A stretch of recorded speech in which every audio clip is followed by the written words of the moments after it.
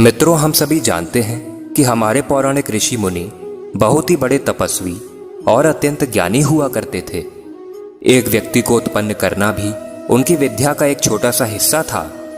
इसी तथ्य के अंतर्गत आज के इस वीडियो में हम ऋषि शृंगी, जो भगवान श्री राम की बहन के पति थे, उनके विचित्र जन्म के बारे में जानेंगे कि आखिर कैसे उनका जन्म एक हिरणी के गर्भ से हुआ था। तो दोस्तों, अगर आप सच में भगवान श्री कृष्ण के भक्त हैं तो वीडियो को एक लाइक कर दीजिए एवं कमेंट में एक बार लिख दीजिए जय श्री कृष्णा। ऋषि शृंगी के पिता महात्मा विभांडक एक बहुत बड़े तपस्वी थे। माना जाता है कि विभांडक ऋषि के कठोर तप से इंद्र भी घबरा गए थे।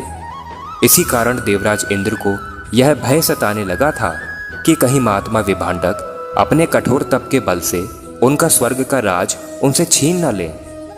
इसी कारण उन्होंने विभांडक ऋषि की तपस्या को भंग करने के लिए स्वर्ग की एक अप्सरा उर्वशी को पृथ्वी पर भेजा। फिर जब अगली सुबह महर्षि विभांडक सरोवर में स्नान करने गए, तभी देवराज इंद्र की भेजी हुई अप्सरा उर्वशी बड़े ही कामुक अंदाज में सरोवर के पास आई और सरोवर में स्नान कर रहे विभांडक ऋषि को लुभाने लगी। उस कामुक उर्वशी को देखकर महात्मा विभांडक के मन में तीव्र काम वासना जाग उठी, जिस कारण उनका वीर्य पानी के अंदर ही गिर गया। वीर्य गिर जाने के कारण महात्मा विभांडक की तपस्या भंग हो गई, जिसके पश्चात महर्षि विभांडक को बड़ा पछतावा हुआ। पछताते हुए महर्षि विभांडक अपने आश्रम में चले गए।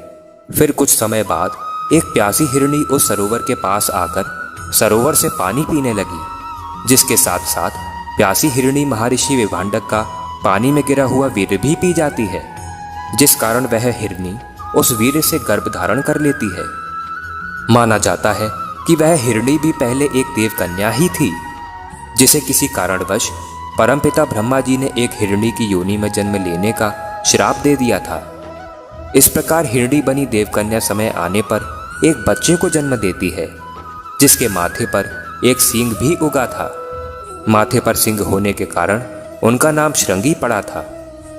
तो मित्रों, इस प्रकार ऋषि शृंगी का हिरणी के गर्भ से जन्म हुआ था।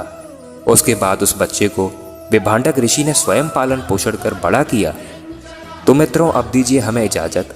आशा करता हूं कि आपको हमारी यह वीडियो पसंद आई होगी।